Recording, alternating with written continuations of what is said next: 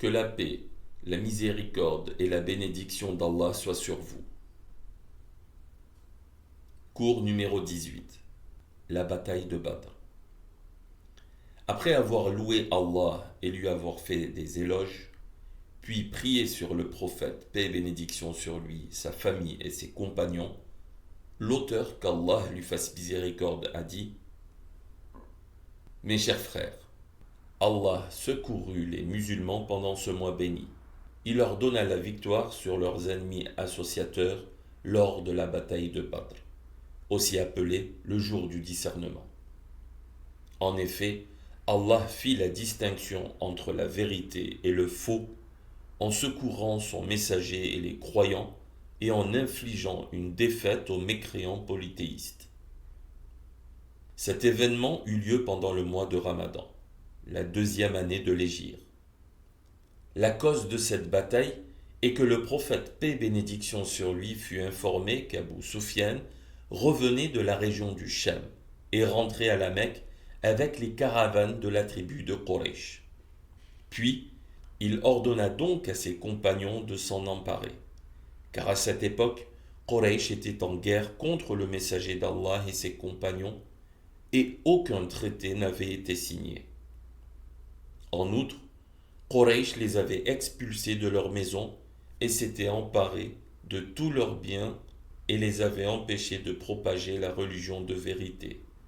Cette décision du prophète, paix et bénédiction sur lui, n'était donc qu'une juste rétribution de leurs actes. Le prophète, paix et bénédiction sur lui, quitta donc Médine afin d'intercepter ces caravanes. Il était accompagné d'un peu plus de 300 hommes. Ils avaient 2 chevaux et 70 chameaux sur lesquels ils montaient à tour de rôle. 70 de ces personnes étaient des muhajiroun et le reste étaient des ansars. Leur objectif principal était de s'emparer des caravanes et ils n'avaient nullement l'intention de se battre.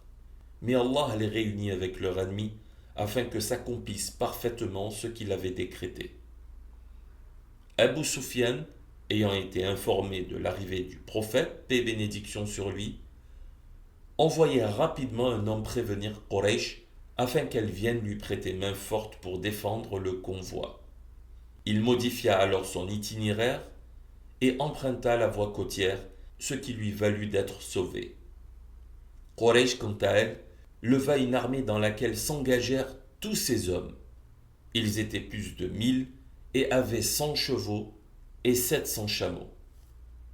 Allah dit dans le sens du verset: Ils quittèrent leur demeure remplie d'orgueil et d'ostentation, afin de détourner les gens du sentier d'Allah, mais Allah cerne parfaitement ce qu'ils font.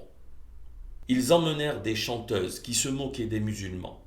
Lorsqu'Abu Sufyan fut informé de son arrivée, il envoya un émissaire pour leur dire qu'il avait échappé au prophète, paix et bénédiction sur lui, qu'elle pouvait rentrer et qu'il ne servait à rien d'aller au combat.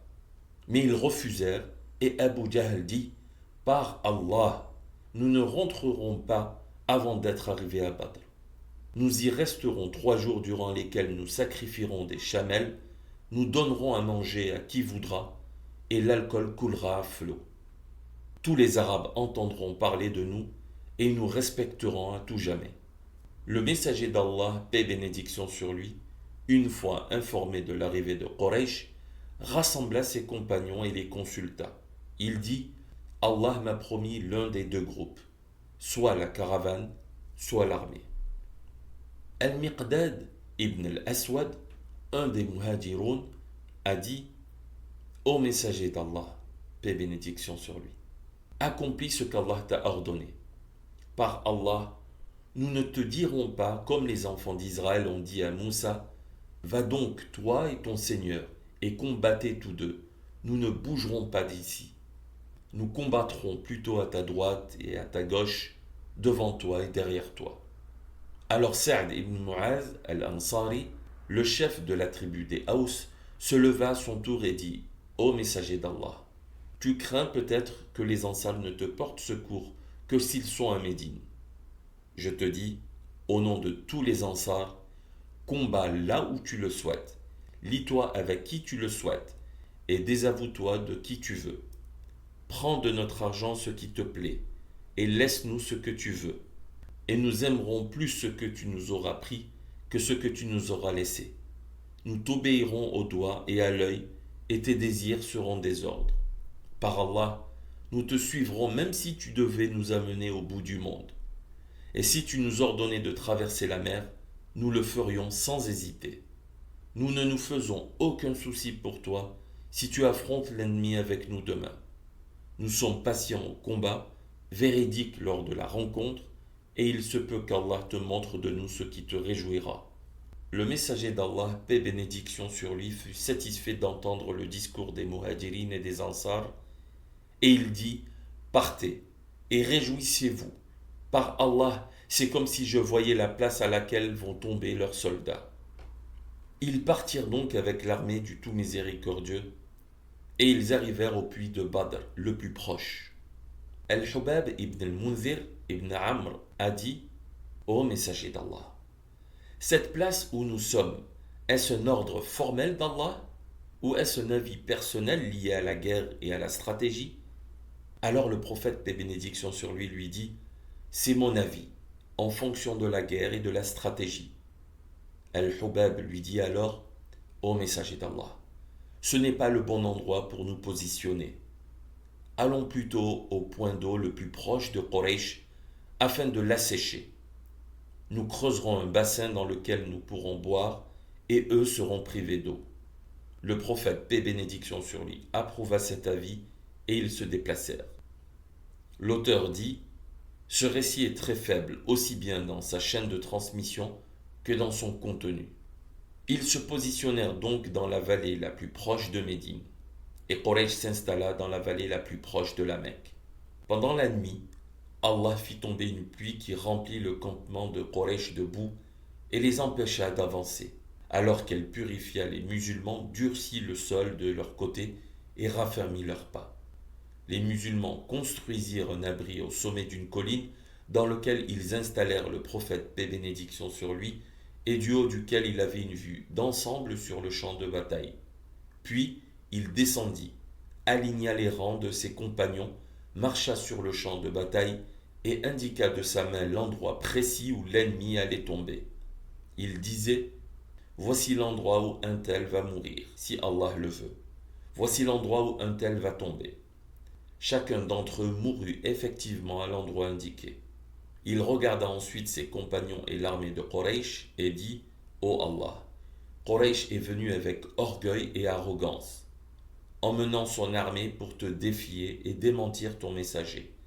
Ô Allah, accorde-moi la victoire que tu m'as promise. Ô Allah, accorde-moi ce que tu m'as promis. Ô Allah, je t'implore afin que tu tiennes ta promesse et ton engagement. Ô Allah, si ce groupe de croyants est battu, tu ne seras plus jamais adoré. Les musulmans firent de même, et Allah leur répondit, dans le sens du verset, et ton Seigneur révéla aux anges, je suis avec vous. Raffermissez donc les croyants. Je vais jeter l'effroi dans les cœurs des mécréants. Frappez donc au-dessus des coups et frappez sur les bouts des doigts. Il en est ainsi, car ils ont désobéi à Allah et à son messager. Et quiconque désobéit à Allah et à son messager, alors Allah est certes dur en punition. Voilà votre sort, goûtez-y donc, et les mécréants auront le châtiment du feu. Les hostilités débutèrent et le combat fit rage. Le messager d'Allah, paix et bénédiction sur lui, était dans son abri avec Abu Bakr et Saad ibn Mu'adh qui veillaient sur lui. Il ne cessait de supplier et d'implorer son Seigneur, et il fut pris d'un léger sommeil. À son réveil, il dit, leur année va être mise en déroute, et ils vont tourner le dos en fuyant. Il encouragea ses compagnons au combat et dit, je jure par celui dans la main duquel se trouve l'âme de Mohammed, tout homme qui meurt aujourd'hui en étant patient et en espérant la récompense d'Allah, sans tourner le dos, sera introduit par Allah au paradis. Umayr ibn Himam se leva alors. Il avait des dattes dans sa main qu'il mangea. Il dit, ô messager d'Allah, un paradis aussi large que les cieux et la terre? Le prophète, paix et bénédiction, lui dit « Oui, quelle bonne annonce au messager d'Allah. Il suffit que cela me tue pour accéder au paradis. Si je vis assez longtemps pour finir ces dates, j'aurais vécu trop longtemps. » Il jeta ses dates, se lança au combat et fut tué, qu'Allah l'agrée. Le messager d'Allah, paix et bénédiction sur lui, ramassa une poignée de terre et la jeta en direction de l'ennemi. Elle les aveugla tous et chacun fut occupé à s'en débarrasser. Ce fut un miracle accordé par Allah. Ils furent mis en déroute et prirent la fuite. Les musulmans les suivirent, une partie d'entre eux furent tués et d'autres faits prisonniers. 70 furent tués et 70 faits prisonniers.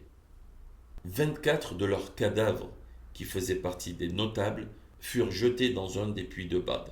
Il y avait parmi eux Abu Jahl, Shayba ibn Rabi'a, son frère Utba et son fils Al-Walid ibn Rabi'a. Abdallah ibn Mas'ud, qu'Allah l'agrée, rapporte: un jour, le prophète, paix et bénédiction sur lui, fit face à la Kaaba et invoqua contre chacun de ces 4 hommes. Je peux témoigner par Allah les avoir vus tous morts à la bataille de Badr. Le soleil avait altéré la couleur de leur peau, car c'était un jour très chaud. Hadith rapporté par Al-Bukhari. Abu Talha rapporte également que le prophète, paix et bénédiction sur lui, ordonna de jeter 24 cadavres parmi les notables de Quraysh dans un des puits nauséabonds de Badr. Il avait l'habitude de rester sur place pendant 3 jours après avoir remporté une bataille. Le 3e jour, il ordonna donc de sceller sa monture et partit suivi par ses compagnons. Arrivé au bord du puits, il se mit à appeler les cadavres qui s'y trouvaient par leur nom et celui de leur père. Il dit: ô un tel fils d'un tel, ô un tel fils d'un tel, te plairait-il d'avoir obéi à Allah et à son messager? Nous avons trouvé ce que notre Seigneur nous a promis. Avez-vous trouvé ce qu'Allah vous a promis? Omar, qu'Allah l'agrée, lui demanda: ô messager d'Allah, tu t'adresses à des corps sans âme?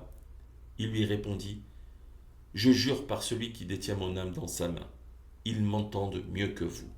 Hadith rapporté par Al-Bukhari et Muslim.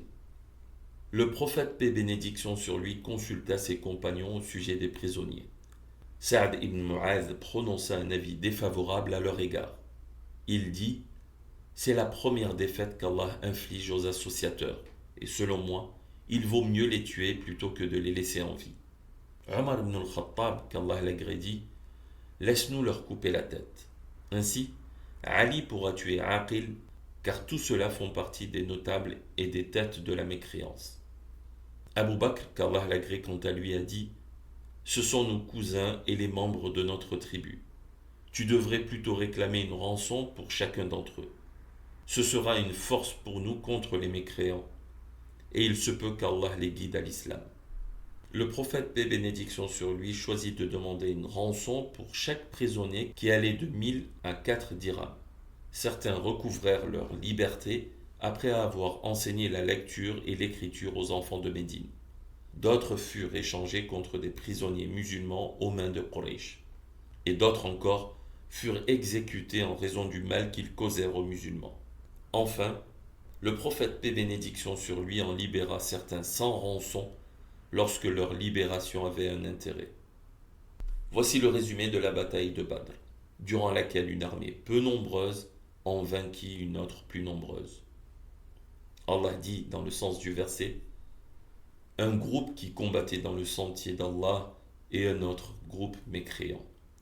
Ceux qui étaient en infériorité numérique eurent le dessus, car ils se sont accrochés à la religion d'Allah et ont combattu pour élever sa parole et défendre sa religion. Allah leur accorda donc son secours. Mettez en pratique votre religion, ô musulmans, afin d'avoir le dessus sur vos ennemis. Endurez, recommandez-vous la patience, faites face à l'ennemi et craignez Allah afin d'obtenir le succès. Ô Allah, accorde-nous le secours par l'islam et fais de nous des musulmans qui secourent ta religion et qui invitent les gens, et maintiens-nous sur elle jusqu'à ce que nous te rencontrions. Que les prières et les salutations d'Allah soient sur notre prophète Mohammed, sa famille et l'ensemble de ses compagnons.